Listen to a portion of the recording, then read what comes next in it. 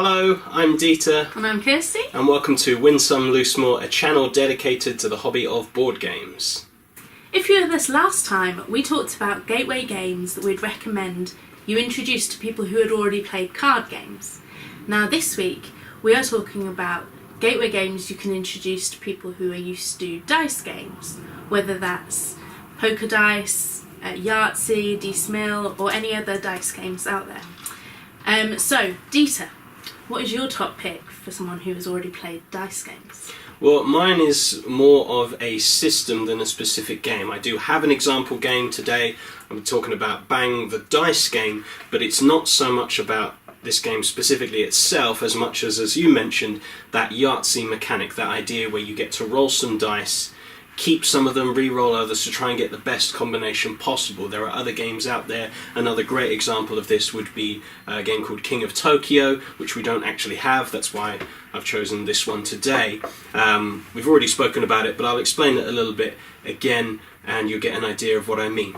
So each player has both a character card in front of them that tells them what their health points are, and a special power that breaks the rules. Everybody's got one, and everybody then secretly has a roll card which tells you which team they're on.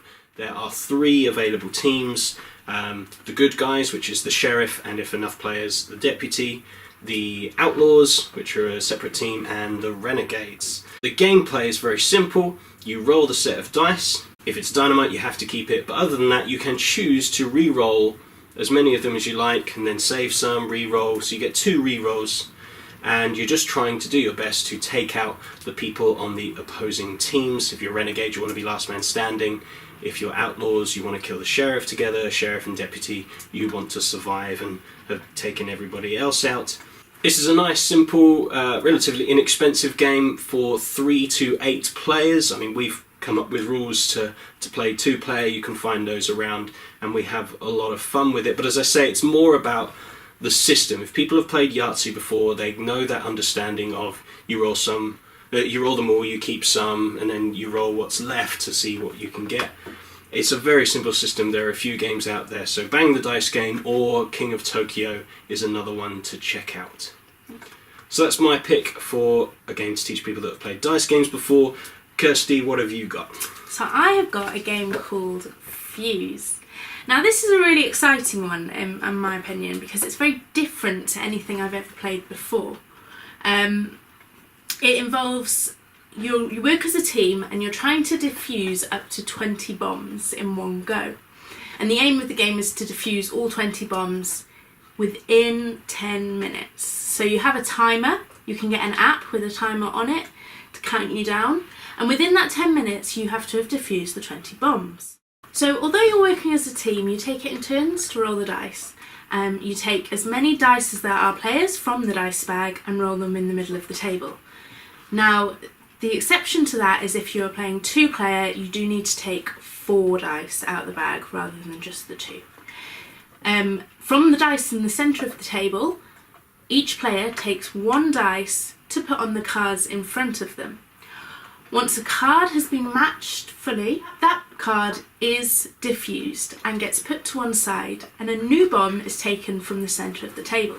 There are different difficulties of bombs, the different cards, and the difficulty is stated on the card. So you kind of want to balance which difficulties you have in front of you. You always have 2 bombs sat in front of you. If the timer goes off before you have got rid of and defused all the bombs, then you have lost the game. If you've got rid of the cards before the timer runs out, congratulations, you've won.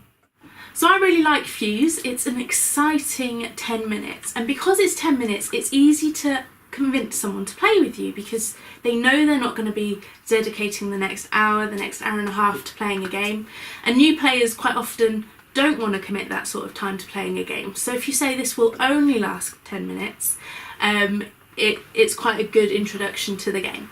But also it's a very exciting, high tension 10 minutes. Like I said before, very different to any other game that we'd played before.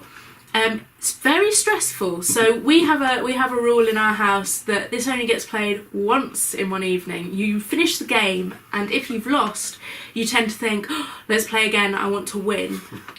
We stop ourselves there because we don't want to have any sort of argument. We played twice, once. And we didn't... We did not go to bed happy. No. Because you end up getting very disgruntled with the other player. But yeah, for the one time a day, it's a very good game, very exciting, and from our experience, people have enjoyed it on their first play. If you are more even-tempered than we are, do play multiple times. It does have that compulsion, as Kirsty says, to try it again until you get it right. We've just learned, for wisdom for our marriage, it's not the best thing to do. So those are just some examples of dice games that you could teach your friends. Thank you very much for watching. If you like what we're doing, do subscribe to this channel and hit the little bell icon so you stay notified when new videos come out. Do follow us on Twitter at @WSomeLmore. Find us on Facebook, all the usual things.